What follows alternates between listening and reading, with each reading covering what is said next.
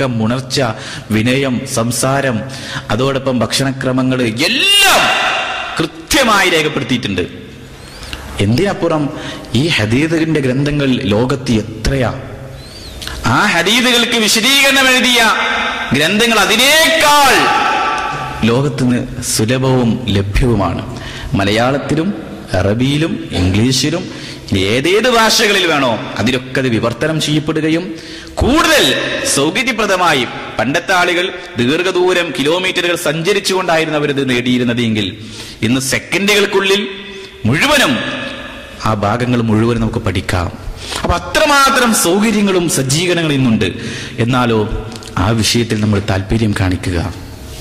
നോക്കൂ, നിങ്ങൾ റസൂലുള്ളാഹി സ്വല്ലല്ലാഹു അലൈഹി വസല്ലം ആ സഹാബത്തെ പിൻപറ്റിയ 1-2 മാതൃകകൾ മാത്രം പറയട്ടെ. റസൂലുള്ളാഹി സ്വല്ലല്ലാഹു അലൈഹി വസല്ലം ഒരിക്കൽ ബൈനമാ റസൂലുള്ളാഹി സ്വല്ലല്ലാഹു അലൈഹി വസല്ലം യുസല്ലി ബിഅസ്ഹാബി, അനുയായികളുടെ കൂടെ റസൂലുള്ളാഹി സ്വല്ലല്ലാഹു അലൈഹി വസല്ലം നമസ്കരിക്കുകയായിരുന്നു. ഇത് ഖലഅന അലൈഹി, അവിടുന്ന് 2 ചെരുപ്പുകൾ അഴിച്ചു വെച്ചു. ഫവളഹുമാ യസാരി, അത് അവിടുത്തെ ഇടതു ഭാഗത്തായി കൊണ്ട് വെക്കുകയും ചെയ്തു. ഫലമ്മാ റഅ ദാലികൽ ഖൗം, ജനങ്ങളും അത് കണ്ടപ്പോൾ ഉടനെ അഴിച്ചു വെക്കുകയാണ്. അൽ ഖൗനി ആലഹും, അവരും ചെരുപ്പഴിച്ച് അതുപോലെ വെച്ചു.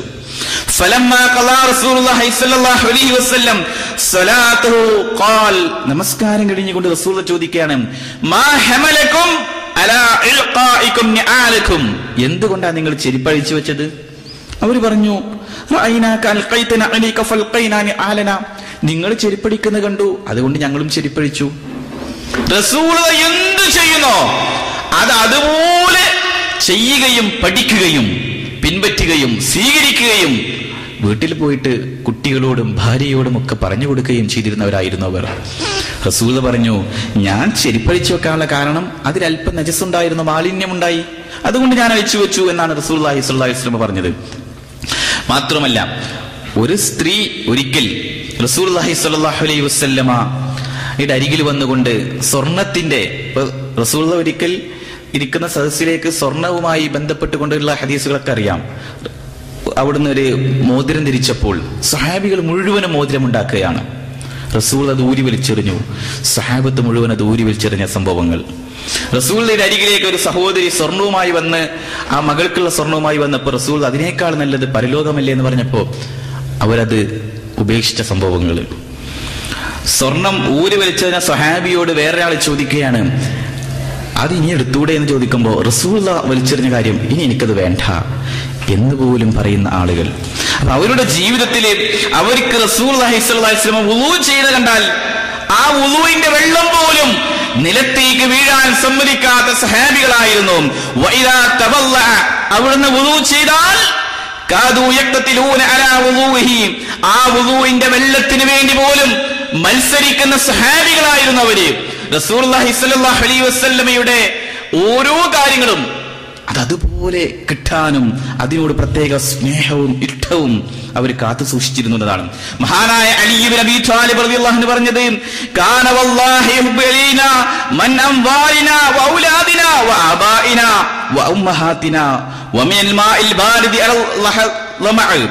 അദ്ദേഹം പറഞ്ഞത്, ഞങ്ങൾക്ക് എന്തിനേക്കാളും അല്ലാഹുവിന്റെ റസൂലാണ്, ഞങ്ങളുടെ മാതാപിതാക്കളെക്കാളും ഞങ്ങളുടെ സമ്പത്തിനേക്കാളും ദാഹജലത്തെക്കാളും മറ്റെല്ലാറ്റിനേക്കാളും അല്ലാഹുവിന്റെ റസൂൽ.